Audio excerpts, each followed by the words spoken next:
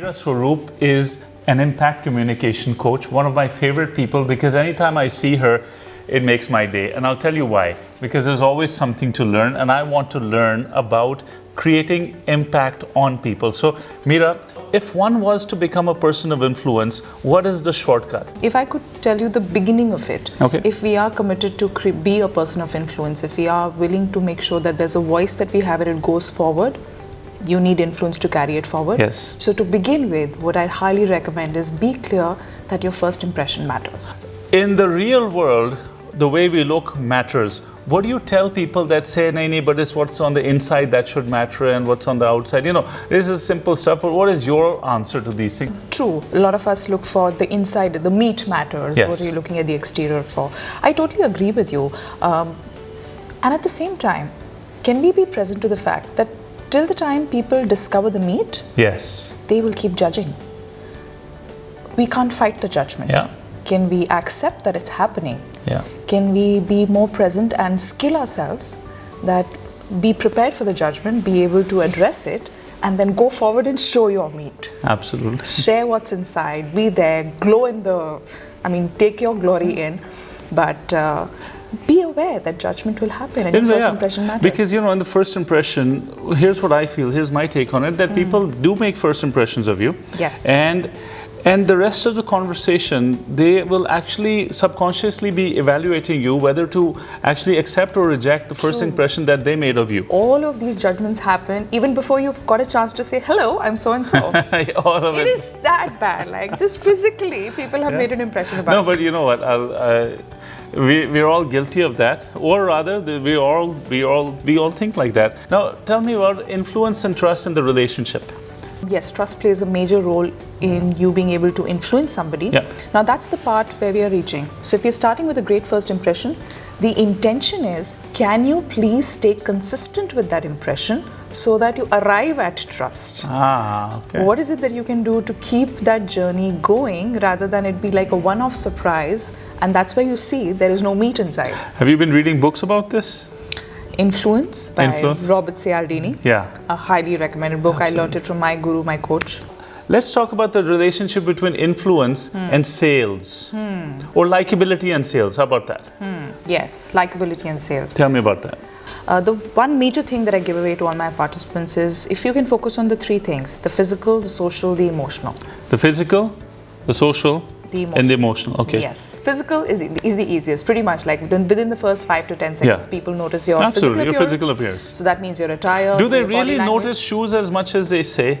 Because, you know, after I read this somewhere that people notice your shoes subconsciously without even realizing, I started actually wearing really good shoes. The first thing that people notice, a lot of us guess that's the eyes, it's the smile, it's the posture. Oh, see, I was right. The smile.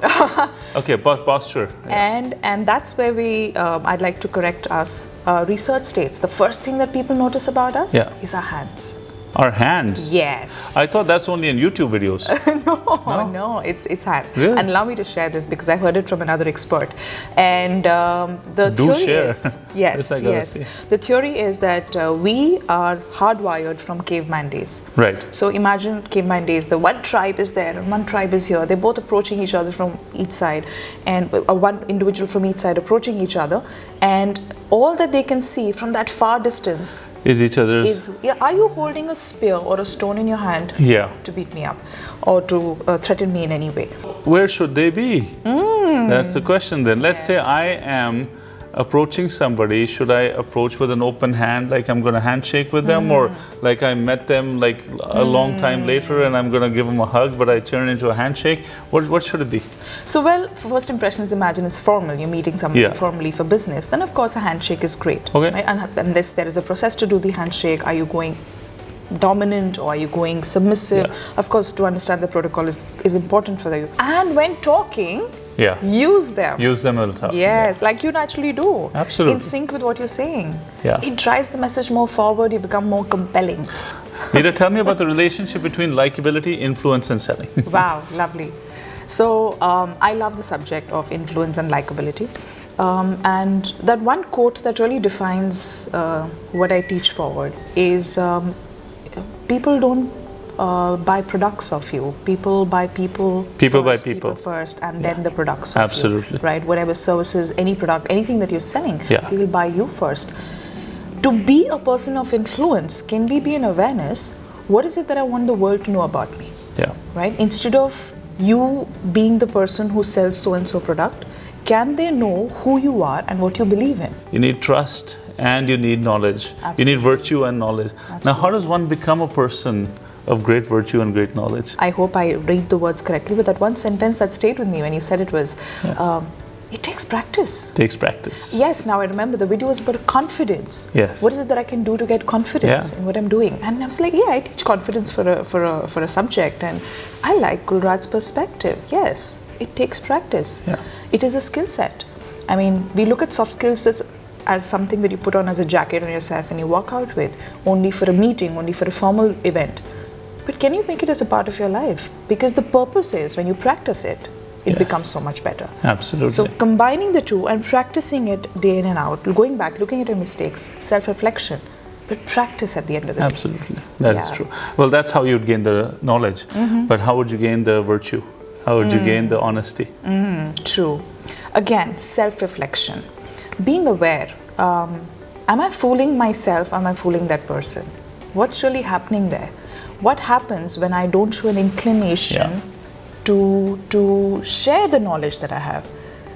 Are you even willing to die empty? That is true. Are you willing to die empty? Yes, yes. One book that I love to recommend that helps people build honesty and virtue is Speed of Trust. Now, who wrote Speed of Trust? Because I don't remember. Stephen Covey. Stephen Covey, okay, Yes. I should have remembered. Yes. Stephen R. Covey wrote Speed of Trust. Now, Speed of Trust, and just in the preface it says, you know, you have to want to do it first. Because the book doesn't work if you don't want it bad enough. And why would you want to be able to be a trustworthy or come across as a trustworthy person bad enough? Because you sell better.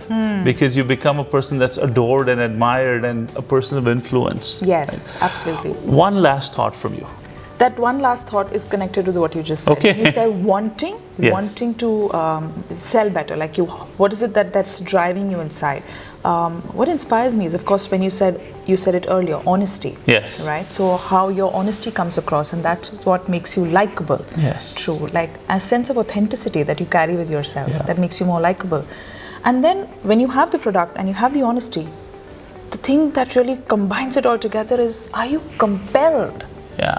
You said, do you want it? You want it bad enough, but that's a better word. Are you compelled? Are you compelled? Are you willing to push yourself and say, hey, what I have is worth it and needs to go out? Yes. So, yes, that's what I like to say. Thank you. Read Speed of Trust, and what was the book you said?